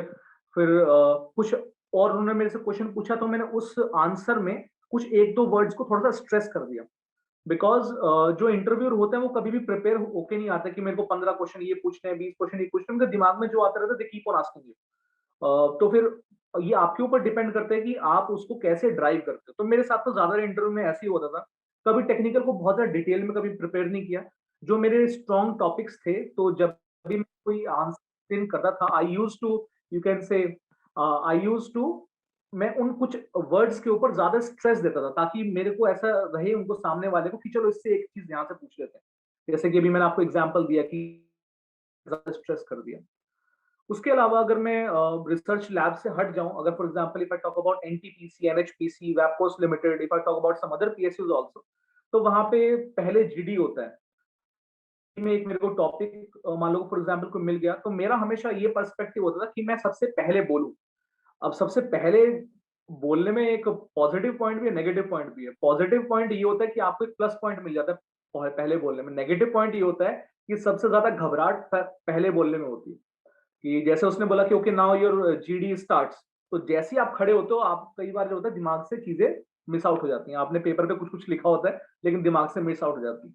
उस टाइम पे अपने दिमाग को एकदम काम करना, फिर अपने पॉइंट को आपको रखना। उस टाइम पे काफी कुछ बच्चे पीछे के बोलने का ट्राई कर रहे होते हैं कि मेरे को ये बोलना है ये बोलना है, लेकिन आपको काफी तेज आवाज में, ताकि इंटरव्यू को सुनाई दे सामने जो भी वो आपको जो भी एनालाइज कर रहे हैं कि आपका जीडी का पॉइंट्स क्या है, मतलब काफी एकदम फर्म आवाज में जोर से आपको बात करनी है। कई बार इंटरव्यूज में ऐसे भी हुआ है कि मैं फर्स्ट नहीं बोल पाया, कोई किसी और ने ही स्टार्ट कर दिया। तो उस टाइम पे फिर मेरा क्या मोटिव होता है कि बीच में ना एक ऐसा पॉइंट आता है जब सब लोग शांत हो जाते हैं। वो मे बी शायद वो जो 1 सेकंड या 2 सेकंड है, क्या पता वो सेकंड स्पीकर के बाद आए या फर्स्ट स्पीकर के बाद है, बीच में 1 या 2 सेकंड का टाइम ऐसा आता है कि आप अपना पॉइंट रख सकते हो उस टाइम पे। तो उस टाइम पे जब आप अपना पॉइंट रखोगे सो काफी मतलब काफी फर्म वॉइस में, सो माई पॉइंट इज ऐसे काफी जोर से, ताकि सामने, ताकि सब लोग फिर चुप होते हैं कि हाँ ये कुछ बोल रहा है, ताकि आपको बोलने का एक जो है आपको वहां पे पॉइंट मिल जाएगा। एंड सेकंड, अगर आप इसमें ग्रुप डिस्कशन में ज्यादा बात नहीं कर पा रहे हो, मतलब फॉर एग्जाम्पल कुछ भी हो सकता है, बहुत कई बार जीडी में बहुत ज्यादा बहस हो जाती है, एक दूसरे से लड़ाई हो रही है बहुत तेज था, तो ट्राई करो कि उसको लास्ट में कंक्लूड करने का। So the conclusion of this group discussion is, उसमें पॉजिटिव और नेगेटिव पॉइंट जो भी आपके दिमाग में है वो आप बता दीजिए।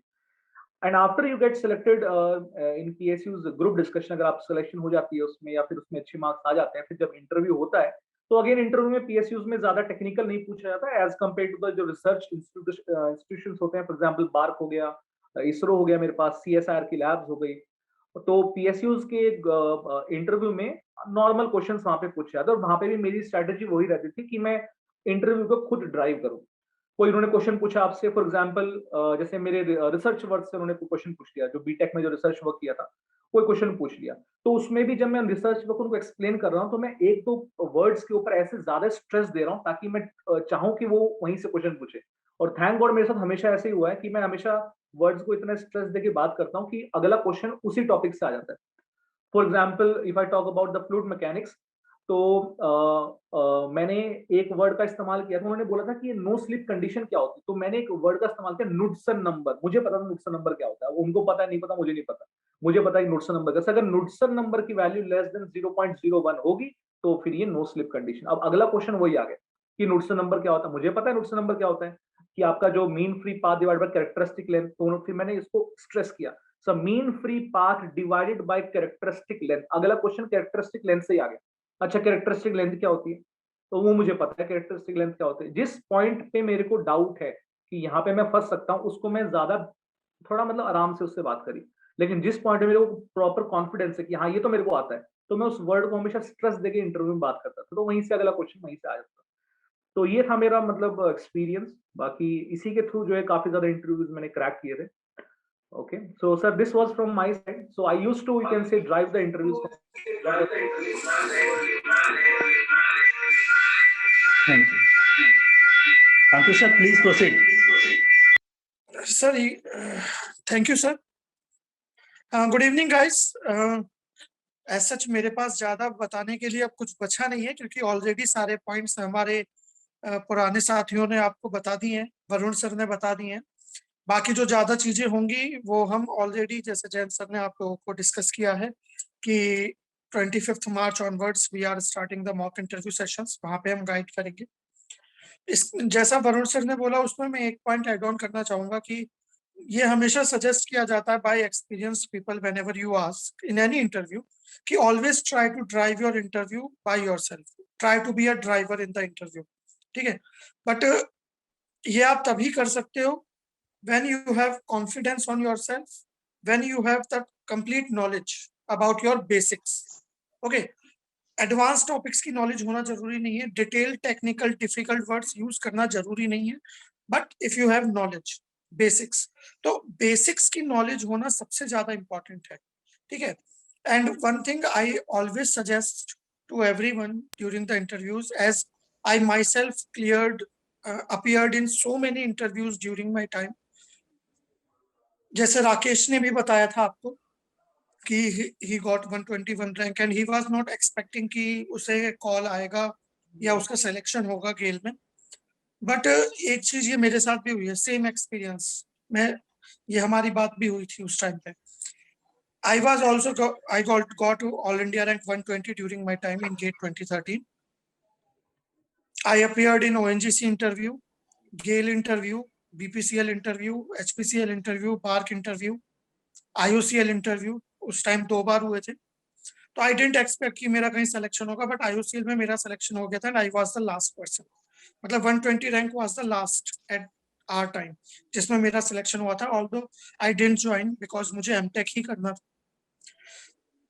I just appeared there for the experience. तो एक चीज वहां से मुझे जो रियलाइज हुई थी वो ये कि in any interview first thing is you should be clear with your basics.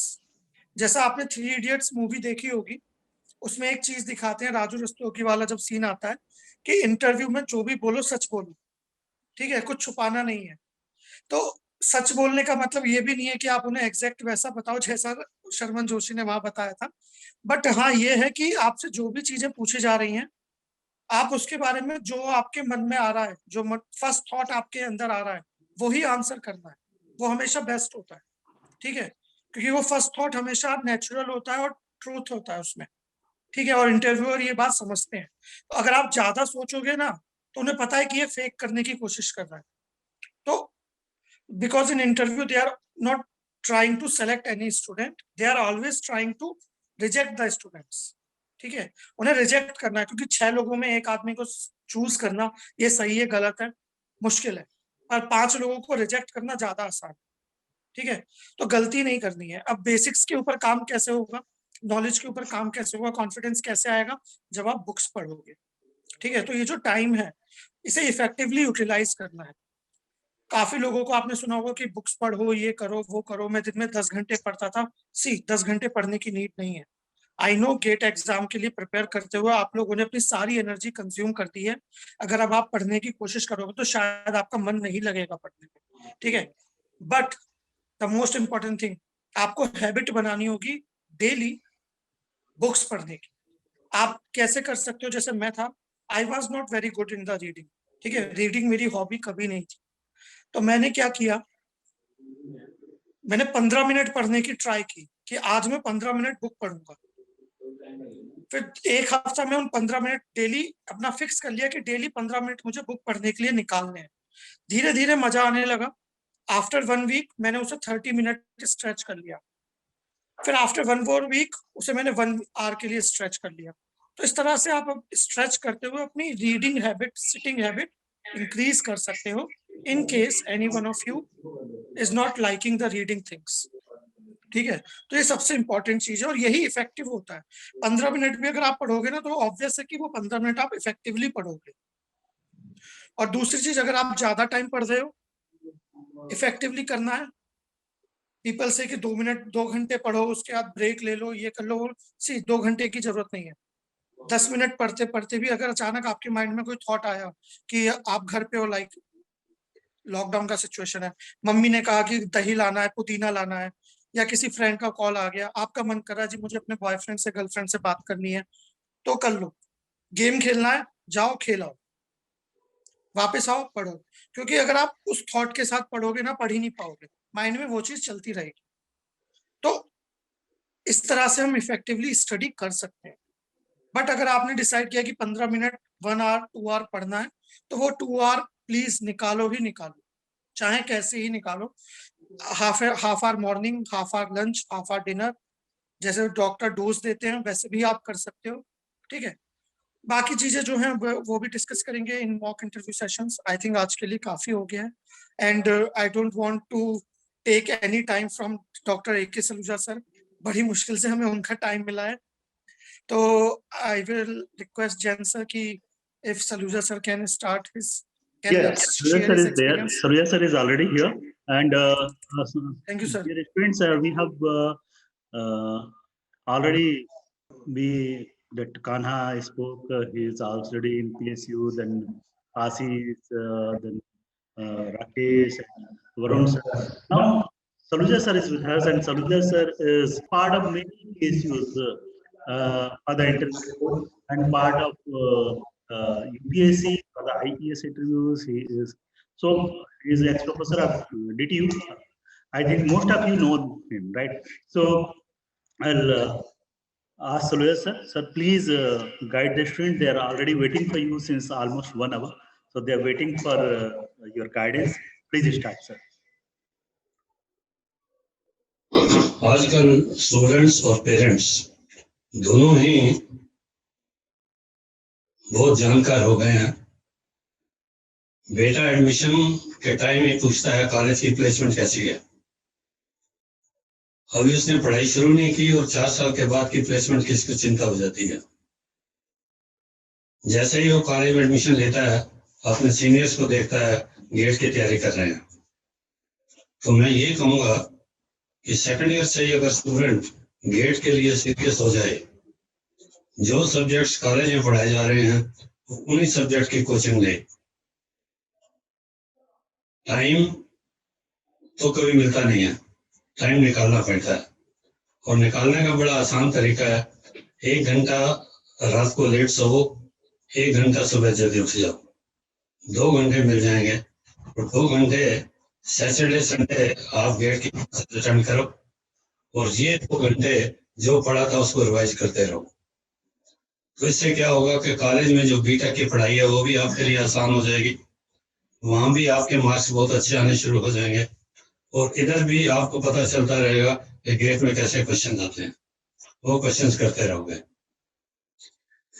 तो जो सेकंड ईयर के सब्जेक्ट्स हैं, थर्ड ईयर के सब्जेक्ट्स हैं, ये साथ साथ आपके तैयार होते रहेंगे और अल्टीमेटली क्या होगा कि आपका पूरा गेट अच्छे तरीके से तैयार हो जाएगा। अब गेट को जस्ट क्वालिफाई नहीं करना, क्वालिफाई करने वाले तो 28-30 नंबर वाले होते हैं और कैरियर बनता है फर्स्ट 100 पोजीशन वालों का। ONGC, gas authority of India, Hindustan electronics, ये गेट वालों को लेते हैं और उनकी average salary 70,000 to 80,000 rupees per month होती है। नॉर्मल इंजीनियरिंग कॉलेजेस में गेट प्लेसमेंट जो है वो यही 30-40 हजार रुपए के एवरेज में है। ये जो इंस्टीट्यूट्स हैं IIT, NITs, इनमें है जहाँ करोड़ों की बात होती है। एनुअल पैकेज आपको करोड़ रुपए मिलता है, लेकिन वो कितने स्टूडेंट होते हैं? Not even 0.001%। तो उसके बाद इंजीनियरिंग सर्विसेज आता है। इंजीनियरिंग सर्विसेज काफी डिफिकल्ट है, नॉर्मल आदमी को कवर करना बड़ा मुश्किल है। कोचिंग लो, साथ में दिन में 10 घंटे पढ़ाई करो, तब कहीं जाके आप गेट क्वालिफाई कर, इंजीनियरिंग सर्विसेज क्वालिफाई कर पाएंगे। और इंजीनियरिंग सर्विसेज क्वालिफाई कर लेना या गेट क्वालिफाई कर लेना, उसके बाद पैरेलल वे में आपका कैरियर चलता है। इसलिए मैं तो यही सजेस्ट करूंगा कि सिंपलेस्ट तरीका, उधर आपने फरवरी में एग्जाम दिया, अप्रैल में मेन एग्जाम दिया, जब तक गेट का रिजल्ट आया मार्च एंड में, उधर से फाइनल का रिजल्ट आया, इंटरव्यूज हुई और immediately within 5-6 months of passing you are well placed. जबकि इंजीनियरिंग सर्विसेज में ये सारे प्रोसेस को कंप्लीट करते हुए 1.5 साल लग जाता है और फिर पता नहीं क्वालिफाई हुआ या नहीं हुआ। कभी रिटन टेस्ट क्लियर हो गया, इंटरव्यू क्लियर नहीं हुई, कभी रिटन टेस्ट क्लियर नहीं हुआ। अभी यहाँ आने से पहले एक जगह में मॉक इंटरव्यूज दे रहा था और वहां मैं स्टूडेंट्स का रिकॉर्ड देख रहा था कि कुछ स्टूडेंट्स ऐसे हैं बेचारे, पहले साल को कहते हैं जी पता चला था पेपर कैसा होता है, दूसरे साल क्वालिफाई नहीं कर पाए, तीसरे साल क्वालिफाई किया लेकिन इंटरव्यू नहीं कर पाए, अब चौथे साल लगे हुए क्वालिफाई कर लिया, अब देखो इंटरव्यू में क्या होगा। मैं कहता हूँ एक तो आपने 4 साल का बीटेक का कोर्स किया, उसके बाद 4 साल ओवरऑल लगे हुए हो उसी पढ़ाई को पढ़ने के लिए। तो ये गेट एक सिंपलेस्ट वे है कैरियर बनाने का। और अगर आप सेकंड ईयर से सीरियस हो जाओगे, क्लासेस के साथ साथ गेट प्रिपरेशन चलती रहेगी, तो you will be the luckiest man in the world. Thank you. All right, guys. So Soluja sir has guided you, and actually Soluja sir will guide you technically during the interview, what to prepare, what not to prepare. Once that interview mock sessions will start on 25th of March. So we are going to conduct few more sessions online. We are planning for that and inform you accordingly. And those sessions will guide you specifically those points that what are the where you have to practice more. What are the points you have to prepare, and the information will flash you on your mail ID or your WhatsApp or your if you're our Telegram group, the Gateway Telegram group, and that is for sure that we're going to start mock interviews from 25th of March with GD and GD. So we are going to do another program, how to prepare for GD and GD in few days, and how to prepare for common question asked in the exam within few days. So that will inform you separately. Excuse me, sir. So, yeah, please, Ankush. Sir, one of the participants, Prashant Sahu, I think has raised hand. So maybe he want to ask something. Yeah, Prashant. Hello sir Yeah. Sir मेरा question ये था कि अभी मैं second year में हूँ और अभी हम लोग का थर्ड ईयर में हम दिला सकते हैं गेट, ठीक है? तो फिर मेरा क्वेश्चन ये था कि अगर सपोज थर्ड ईयर में हमारी अगर रैंक सही आ जाती है तो फिर क्या प्रोसेस रहेगा? पीएसयू हमको मतलब अलाउ करे कि मतलब वो हम उनके जीडी में या फिर इंटरव्यू में हम उसमें पार्टिसिपेट कर सकें, मतलब शॉर्ट लिस्ट करेगी हमको? मेरा क्वेश्चन था. May I answer this, sir? Yes, sir, please. Prashant, nahi, you will not get any interview call because for interview and everything they check the documents and everything, and usme the first criteria is in most of the PSUs that you should have completed your BTech or graduation. So in third year, even if you get All India rank 1 or any other good rank, so although GATE score is eligible valid for 3 years, so you can use that rank after completing your BTech for admission in IITs for masters or PhD. But for PSUs, every time you need fresh rank. And the rank which you will get after completing your BTech, that will be useful. Okay. All right. Thank you, Thank you, sir. sir. And I would like to thank Dr. Saluja, Varun sir, Ankur sir, Kanha, and Rakesh, Ashish, Chaitanya is not there, he is busy with his work. But I want to thank all of you. Thanks for your time and thanks for your guidance. Thank you. Thanks, sir.